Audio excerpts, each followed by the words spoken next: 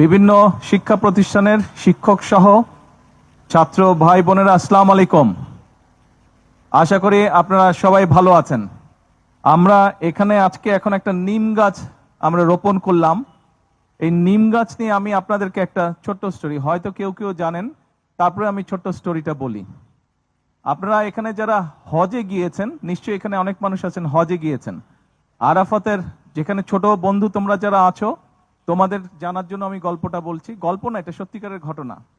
আরাফাতের ময়দানের নাম তোমরা নিশ্চয়ই শুনেছো। সেই আরাফাতের ময়দানে যদি যাও তোমরা, এখন যদি ছবি দেখো, দেখবে ওখানে অনেক গাছ লাগানো। ছবিতে হয়তো বোঝা যাবে না কি গাছ, কিন্তু অনেকগুলো গাছ লাগানো। সেই গাছটি হচ্ছে নিম গাছ। এই নিম গাছ, এই যেটা দেখছো, আজকে থেকে 50 বছর আগে ওখানে কোনো গাছ ছিল না। আজকে থেকে 50 বছর আগে কোনো গাছ ছিল না। এটা খুব সম্ভবত 1978 সালের ঘটনা। 78 সালের ঘটনা। শহীদ রাষ্ট্রপতি জিয়াউর রহমান, উনি সৌদি আরবের তৎকালীন বাদশাকে বলেছিলেন, একবার উনি ওমরা পালন করতে গিয়ে যখন ওমরা পালন করে উনি আরাফাতের ময়দানে গিয়েছিলেন, তখন উনি দেখে বলেছিলেন যে আপনাদের এই মাঠটা ফাঁকা কেন? এখানে আপনারা যদি গাছ লাগান তাহলে হাজি সাহেবরা যখন আসে, তাহলে তো হাজি সাহেবরা গাছের নিচে সুন্দরভাবে বসতে পারে। কারণ একদম গাছবিহীন জায়গা, একদম ডাইরেক্ট রোদের মধ্যে, সৌদি খুব গরম, গাছবিহীন জায়গায় তো বসা কষ্টকর। তখন সৌদি বাদশাহ ওনাকে জিজ্ঞেস করেছিলেন যে আমরা এখানে কি গাছ লাগাবো, মরুভূমিতে কোনো কাজ হবে না। তখন শহীদ রাষ্ট্রপতি জিয়াউর রহমান বাংলাদেশের সায়েন্টিস্টদের সাথে কথা বলে বের করলেন যে নিম গাছ ওখানে হবে। এবং উনি তখন প্রায় 1 লক্ষের মতো নিম গাছের চারা পাঠিয়েছিলেন। পরে সৌদি সরকার সেই নিম গাছের চারা থেকে আরো কলব বের করে আরো হাজার হাজার লক্ষ লক্ষ গাছ লাগিয়েছে। কাজে এখন এই মুহূর্তে আমরা যদি আরাফাতের ময়দানে যাই, আমরা যেই গাছগুলো দেখবো সব নিম গাছ। এবং ওই নিম গাছগুলোকে কিন্তু সৌদি আরবের মানুষজন নিম গাছ হিসেবে ডাকে না। ওই নিম গাছগুলোকে সৌদি আরবের মানুষ জিয়া ট্রি নামে ডাকে। ওটা তাদের কাছে জিয়া ট্রি নামে পরিচিত। তো আজকে আমরা এখানে একটা নিম গাছ রোপণ করলাম। আমি জানি না সারা বাংলাদেশে যারা এখানে কানেক্টেড আছেন, ছোট ভাই বোনের এবং শিক্ষকরা সহ, আপনারা নিশ্চয়ই আপনাদের প্রত্যেকটি প্রতিষ্ঠানে গাছের চারা রোপণ করেছেন। আমি আপনাদের সকলের কাছে বলবো, এমনকি এটা আমাদের ধর্মেও বলা আছে, নবী করিম সাল্লাল্লাহু আলাইহি ওয়াসাল্লামও বলে গিয়েছেন যে গাছ রোপণ করার জন্য। সবুজ রংটা ওনার কাছে খুব পছন্দ ছিল এবং উনিও অনেক গাছ রোপণ করেছেন। এই গাছ আমাদেরকে বিভিন্নভাবে, আমাদের পরিবেশ থেকে শুরু করে বিভিন্নভাবে আমাদেরকে এই গাছ আমাদের জীবনে উপকার করে থাকে।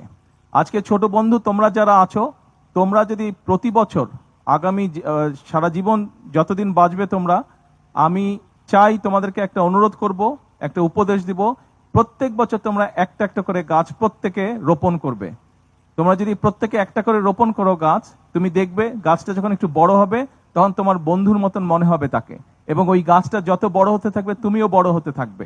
এবং তোমার পাশাপাশি যখন গাছটা বড় হবে দেখবে যে এটা অদ্ভুত একটা ভালো লাগা ফিলিং একটা তুমি পাবে গাছটা। কাজেই আর শিক্ষকবৃন্দ যারা আছেন, আপনাদেরকেও আমি অনুরোধ করব যে স্টুডেন্ট যারা আছে, ছোট স্টুডেন্ট যারা আছে আপনাদের প্রত্যেকটি প্রতিষ্ঠানে, তাদেরকে দয়া করে আপনারা উৎসাহ দিবেন। যারা শিক্ষক আছেন, আপনারা নিশ্চয়ই খেয়াল করেছেন, এই যে বর্ষার সময় কিন্তু শুরু হয়ে গিয়েছে, কিন্তু দেখুন যে অনুপাতে বৃষ্টি হওয়া উচিত ছিল সেই অনুপাতে কিন্তু বৃষ্টি হচ্ছে না। এখানে আজকে থেকে আমাদের যাদের অভিজ্ঞতা, আজকে থেকে 40-45 বছর আগে বাংলাদেশে যে পরিমাণ, আমরা যখন স্কুলে পড়তাম, আমরা যখন ছোট ছিলাম, এই বর্ষাকালে টানা বৃষ্টি হতো, 7 দিন 10 দিন ধরে বৃষ্টি হতো। কিন্তু এখন কিন্তু সেই বৃষ্টিটা হচ্ছে না। এখানে অনেকেই আছেন যাদের বয়স 50-60 বছর বয়স হয়ে গেছে, আপনাদের নিশ্চয়ই অভিজ্ঞতা আছে সেরকম বৃষ্টির। তো বৃষ্টিটা কমে গেছে। আমরা বাংলাদেশে 20 কোটি মানুষ, স্বাভাবিক বসত বাড়ি, সবকিছু, রাস্তাঘাট নির্মাণের জন্য বহু গাছ অনেক সময় কেটে ফেলতে হয়েছে। এর বাইরেও অনেক মানুষ অনেক গাছ বিভিন্ন কারণে কেটে ফেলে। তার ফলে প্রাকৃতিক যে ভারসাম্য সেটি নষ্ট হয়ে যাচ্ছে। এই দেশেই আমাদেরকে থাকতে হবে। আমার ঘর যদি আমি সুন্দর করে গুছিয়ে না রাখি, তাহলে আমিও তো একটা অস্বাস্থ্যকর পরিবেশে থাকবো। তাতে করে আমার মানসিক এবং শারীরিক উভয় স্বাস্থ্যের ক্ষতি হবে। কাজে আপনাদের সকলকে আজকে আমি অনুরোধ করব যে আসুন, আজকের দিনটাতেই শুধু আমরা গাছ লাগিয়ে দিনটিকে আমরা শেষ না করে দিই।